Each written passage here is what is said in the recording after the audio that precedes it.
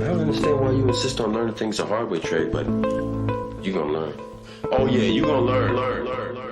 To reveal the hidden God, we must first analyze the old biblical and Babylonian gods commonly known as Noah, Dagon and Nimrod. There are a myriad of other gods that connect with this topic, but for the sake of over-encumbering the viewer, I will mainly focus on the three deities mentioned.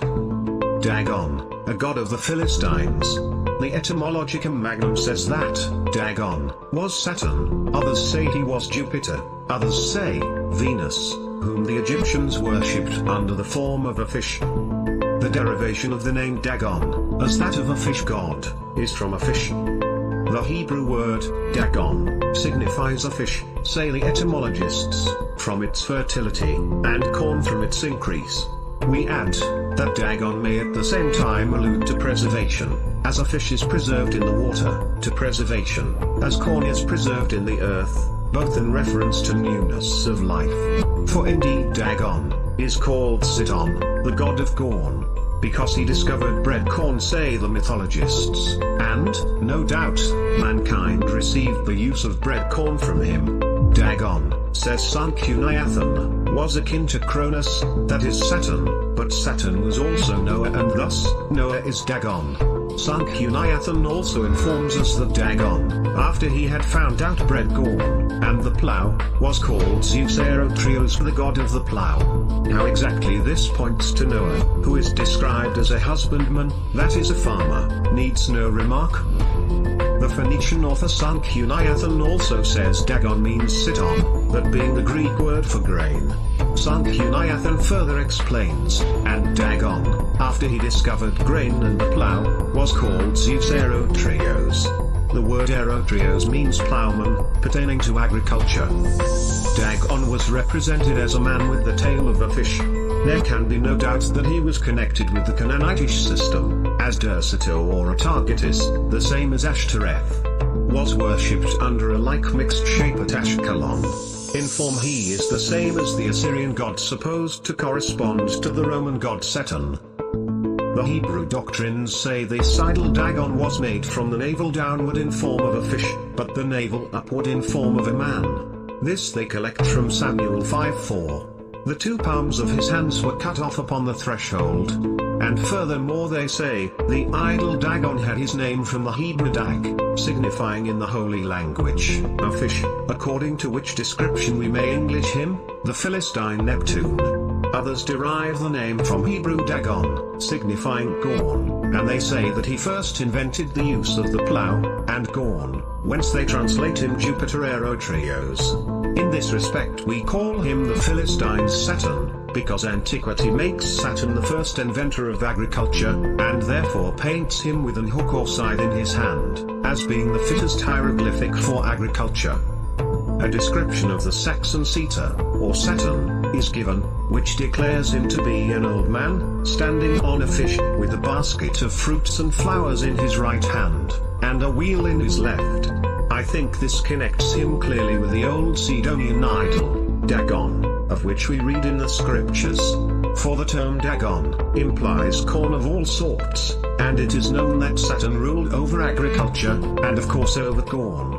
Hence, the fish on which Sita stands appears to be equivalent to the fishy parts, or lower parts, of Dagon. The god, Dagon, first appears in extant records about 2500 BC in the Murray texts and in personal Amorite names in which the Mesopotamian gods Elu, El, that is Saturn, Dagon, and Ardad are especially common.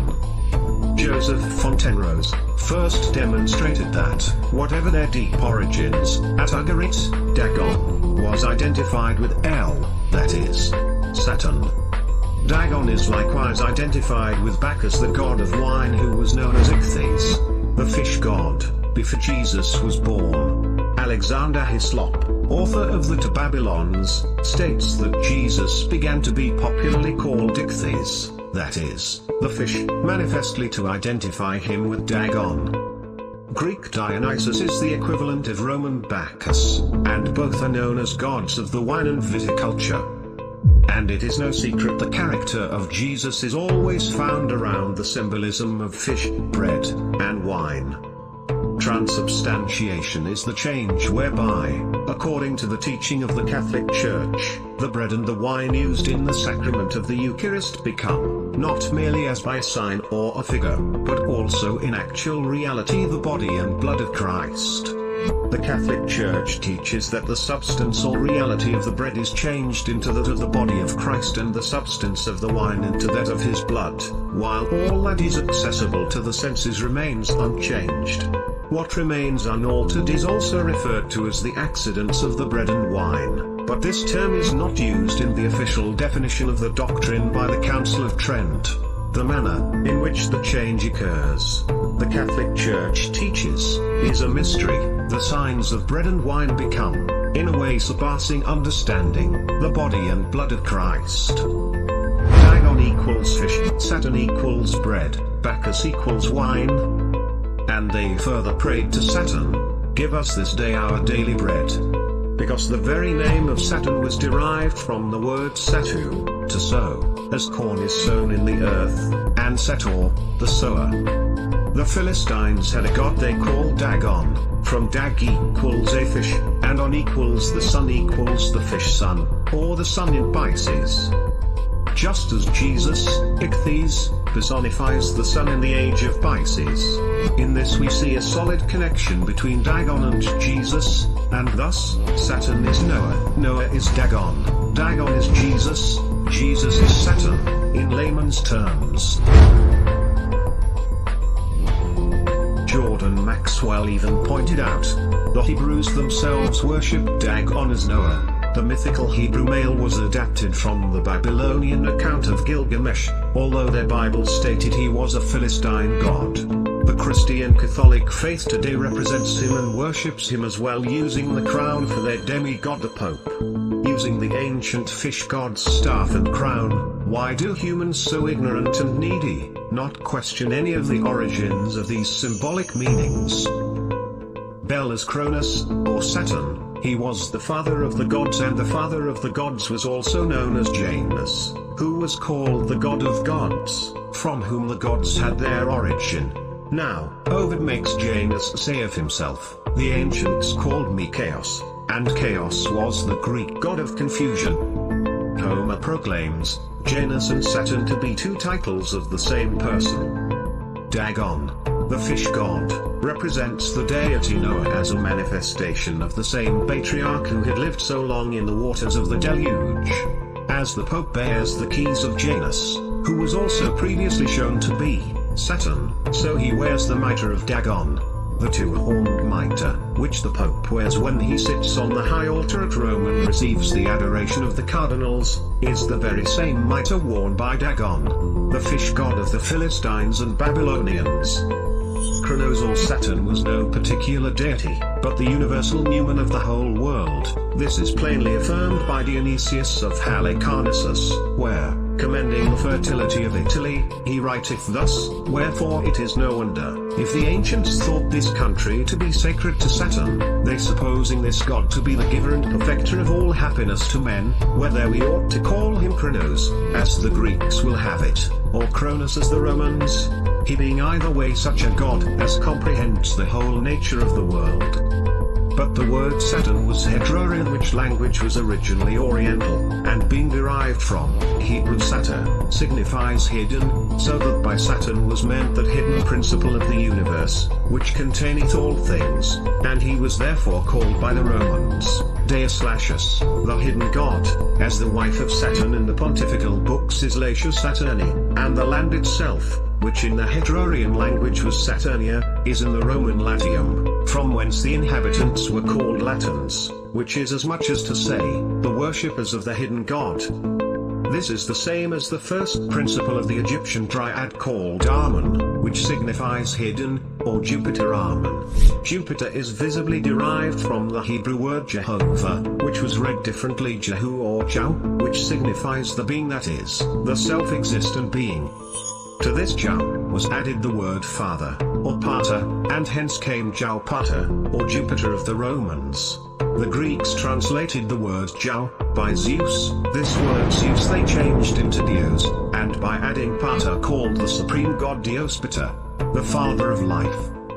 St. Austin himself concludes that according to this Varronian notion of Saturn, likewise, the pagan Jupiter and Saturn were really but one and the same Numen.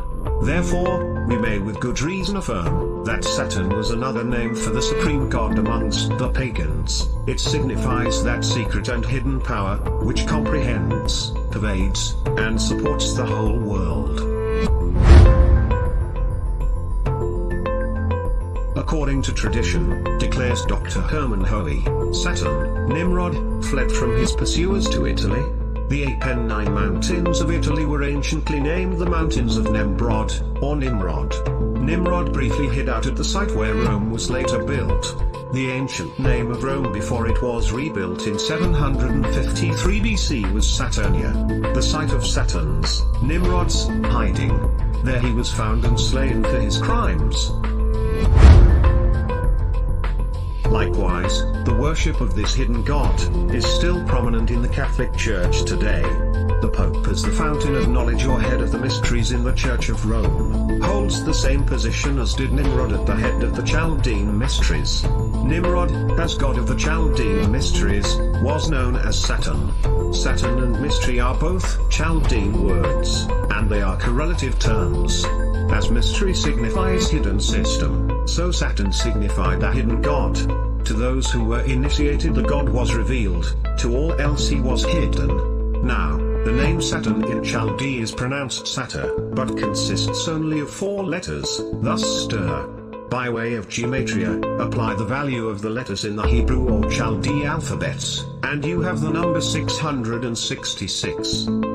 Let him that has understanding count the number of the beast, for it is the number of man, and his number is 666. It is well known the name Jesus in Greek is Jesus, and Jesus when applied to gematria adds up to 888. However, in basis 9 numerology the name Jesus is worth 666. Likewise, with the character of Jesus being a representation of the sun, it comes as no surprise that Agrippa's magic sun square also adds up to the number 666.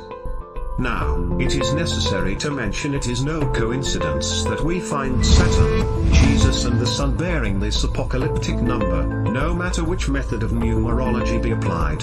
The chances of finding all 3 names connecting with the number 666 are 1,000,000 to 1. What must be noted here is that the number 666 is a number that directly references the sun or the beast that rises in the east. From the Babylonian standpoint, the god of Babylon and his successor, the Pope, bear the number 666, and the Pope represents the present Saturn at the head of the mystery of iniquity. The original name of Rome was Saturnia, the city of Saturn. It was probably so named by the representative of the mystery of Babylon, who was stationed on Capitol Hill long before the fabled founding of Rome. The Pope, as the head of the mysteries of the Church of Rome, requires the services of the Church of Rome to be in the Latin language, and calls his church the Latin Church. Saturn and Latinos have precisely the same exact meaning. Latin is from the Greek Platinos, which is synonymous with Saturn, and each belong to the hidden one or the god of mystery. Apply the value of the letters in the Greek alphabet and you have Latium, Latinus, the Roman form of the Greek Platinos, and Latio, to lie hid, all alike come from the Chaldean, Lat, which has the same meaning. The name, Lat, or the hidden one, had evidently been given, as well as Saturn, to the great Babylonian god. This is evident from the name of the fish Latus, which was worshipped along with the Egyptian Minerva, in the city of Latopolis in Egypt, now Esna, that fish Latus evidently just being another name for the fish god Dagon. We have seen that Ichthys, or the fish, was one of the names of Bacchus, and the Assyrian goddess Atargatis, with her son Ichthys, is said to have been cast into the lake of Ascalon. If then, the Pope is, as we have seen, the legitimate representative of Saturn, the number of the Pope, as head of the mystery of iniquity, is just 666. But still further, it turns out, as we have seen, that the original name of Rome itself was Saturnia, the city of Saturn. This is vouched to like by Ovid, by Pliny, and by Aurelius Victor. Thus, then the Pope has a double claim to the name and number of the beast. He is the only legitimate representative of the original Saturn at this day in existence, and he reigns in the very city of the Seven Hills where the Roman Saturn formerly reigned, and from his residence in which, the whole of Italy was long after called by his name, being commonly named the Saturnian land. But what bearing, it may be said, has this upon the name Latinos, which is commonly believed to be the name of the beast? Much. It proves that the common opinion is thoroughly well-founded. Saturn and Latinos are just synonymous, having precisely the same meaning, and belonging equally to the same god. The observer cannot forget the lines of Virgil, which showed that Latinos, to whom the Romans or Latin race traced back their lineage, was represented with a glory around his head, to show that he was a child of the sun. Thus then, it is evident that, in popular opinion, the original Latinos had occupied the very same position as Saturn did in the mysteries, who was equally worshipped as the offspring of the sun. Moreover, it is evident that the Romans knew that the name Latinos signified the Hidden One, for their antiquarians invariably affirm that Latium received its name from Saturn, lying hid there, on etymological grounds. Then, even on the testimony of the Romans, Latinos is equivalent to the Hidden One, that is, to Saturn, the god of mystery, while Saturn, therefore, is the name of the beast, and contains the mystic number, Latinos, which contains the same number, is just as peculiar and distinctive an appellation of the same beast. The Pope then, as the head of the beast, is equally Latinos or Saturn, that is, the head of the Babylonian mystery. When, therefore, the Pope requires all his services to be performed in their Latin tongue, that is as much as to say that they must be performed in the language of mystery, when he calls his church the Latin Church, that is equivalent to a declaration that it is the Church of Mystery.